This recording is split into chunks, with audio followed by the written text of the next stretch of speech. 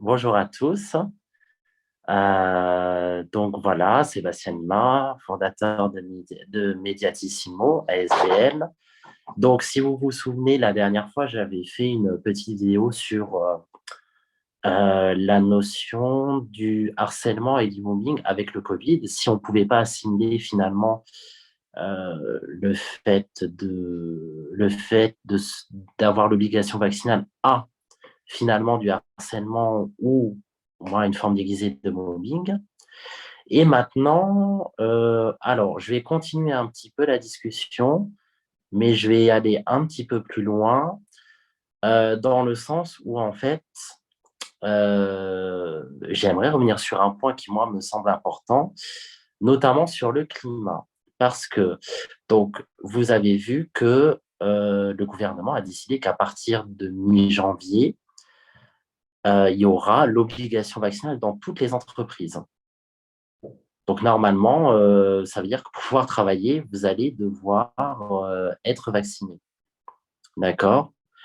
Donc, au-delà même d'une notion de, j'allais vous dire, de harcèlement ou de mobbing, hein, ça va bien au-delà parce que maintenant, question centrale qui se pose aussi, c'est, alors, puisque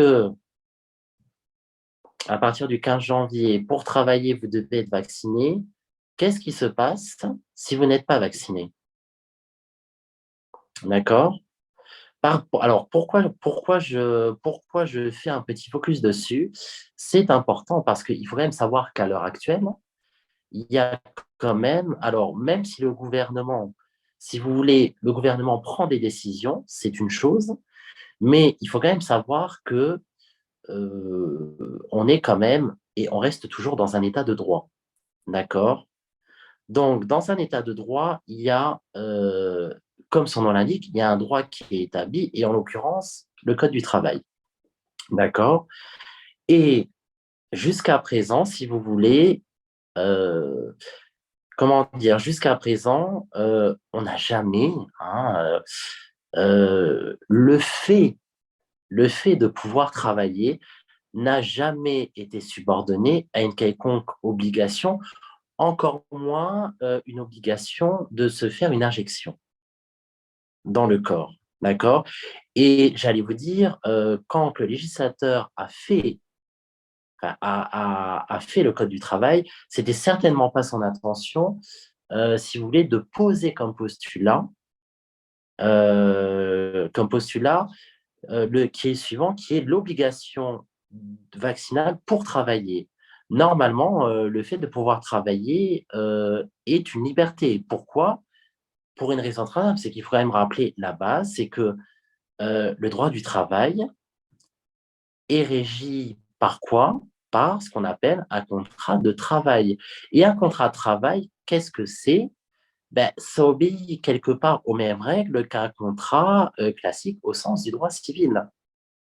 Voilà. Et c'est pour ça que finalement, dans le Code du travail, on retrouve, si vous voulez, la même logique qu'on retrouve un peu dans le Code civil, qui est la liberté contractuelle, qui est que l'employeur, s'il veut vous embaucher, il doit vous faire un contrat de travail, mais l'employeur, tout comme vous, est régi par le principe de la liberté contractuelle.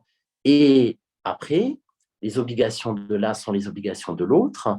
Effectivement, alors, vous avez la spécificité du Code du travail dans le sens où l'employeur a certaines obligations envers le salarié, mais ça, j'allais vous dire, on va dire des obligations accessoires qui viennent s'ajouter. Mais le maître mot quand même et le mot-clé de tout ça, c'est que la relation entre l'employeur et le salarié est régie par un contrat de travail. Et donc, c'est régi quand même par cette notion de contrat. Et donc, la question finalement, c'est quand on pose, finalement, on vient changer les règles et on inverse finalement la règle de base, qui est que maintenant, ça veut dire que finalement, on change complètement la philosophie du Code du travail, finalement, en faisant quoi? Ben, ça veut dire que finalement, l'employeur n'a plus le choix, n'a plus le choix de choisir avec qui il veut travailler, puisque je vais vous donner un exemple classique. Si demain, Et ça pose de vraies questions. Parce que si demain, vous avez un employeur, il a le choix. Vous avez d'un côté une personne qui est vaccinée, une autre non vaccinée. Donc, ça veut dire que l'obligation vaccinale, qui va entrer finalement en vigueur, va forcer l'employeur finalement à ne plus avoir cette liberté de choix et il devra choisir de toute façon la personne vaccinée. La personne non vaccinée est automatiquement mise de côté. Donc finalement, en fait, de facto, et avant même de pouvoir entrer dans l'entreprise, et c'est ça que moi je trouve anormal, c'est que finalement, une personne, avant même d'être embauchée, si elle n'est pas vaccinée, en fait, elle est de toute façon écartée du marché du travail. Elle ne peut plus accéder au marché du travail.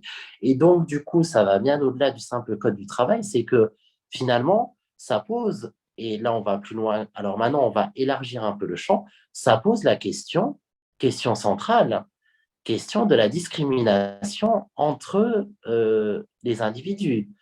Puisque je rappelle quand même que dans un état de droit, il y a une règle de base qui est de surcroît en plus constitutionnelle, qui est inscrite dans la Constitution et qui est le principe de l'égalité de chacun des citoyens, principe d'égalité de tous.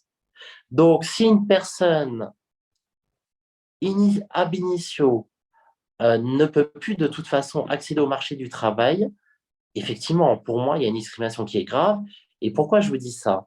Je vous dis ça parce qu'en fait, j'entends souvent cette petite musique qui tourne en me disant, oui, mais de toute façon, le gouvernement a pris cette décision et on ne peut pas faire autrement. Alors oui, le gouvernement prend des décisions, mais il faut jamais oublier et avoir à l'esprit qu'on vit toujours dans un état de droit et que le gouvernement peut prendre des décisions, mais les décisions prises par le gouvernement peuvent très bien être annulées. Et ça, il faut toujours l'avoir à l'esprit. Je vais vous donner un exemple que j'ai en tête, qui s'est passé pas très loin, dans les pays voisins, en Espagne. Alors, vous savez qu'en Espagne, la Cour constitutionnelle espagnole a estimé que le confinement était inconstitutionnel. Et la conséquence de ça, c'est que le gouvernement espagnol a dû rembourser toutes les amendes qui ont été mises contre les Espagnols. Donc, c'est simplement pour vous dire que ce n'est pas parce que le gouvernement décide d'une chose que c'est quelque chose qui est immuable et figé dans le marbre. Parce que si vous voulez, enfin, on vit dans un état de droit et vous avez le droit actuel. Et l'obligation vaccinale, de toute façon, il faut quand même le savoir, c'est qu'actuellement, il y a quand même un très grand vide juridique, notamment au niveau du Code du travail. Parce qu'en fait, là, si vous voulez, la vraie question, c'est qu'en fait, finalement, enfin, le Code du travail n'a jamais été on n'a jamais pris comme hypothèse dans le Code du travail les pandémies. Donc, dans le Code du travail, ça n'est pas prévu. Qu'est-ce qui se passe s'il y a une pandémie, une épidémie? Ça n'est pas prévu. Le législateur n'a jamais prévu ça dans le Code du travail. Donc, si vous voulez, tout ce qu'on vous applique, notamment l'obligation vaccinale, alors moi, je peux vous dire que je pense qu'il va y avoir beaucoup de recours. Et là, ça va être très intéressant de voir quelle va être la position des cours. Parce que là, c'est là où les choses vont se faire. Et c'est pour ça que je dis c'est important parce que, si vous voulez, si vous êtes initialement écarté de toute façon du marché du travail et que c'est plus grave, ça veut dire que vous ne pouvez même pas, on ne vous laisse même pas la possibilité d'accéder au marché du travail.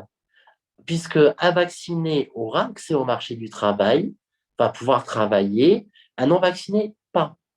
Et j'allais vous dire, dans un état de droit, ce n'est pas tenable. C'est pas possible. Je veux dire, d'un point de vue constitutionnel, c'est pas possible. Puisque de toute façon, un état de droit suppose un principe élémentaire qui est celui de l'égalité de tous. Et là, si vous voulez, l'obligation vaccinale crée un vrai problème quant à les ruptures d'égalité, hein. Parce que si vous êtes écarté du marché du travail et que vous ne pouvez pas y accéder, ça pose la question de comment vous allez faire pour vivre. Donc, vous êtes condamné à vivre de quoi? De vivre du minimum social.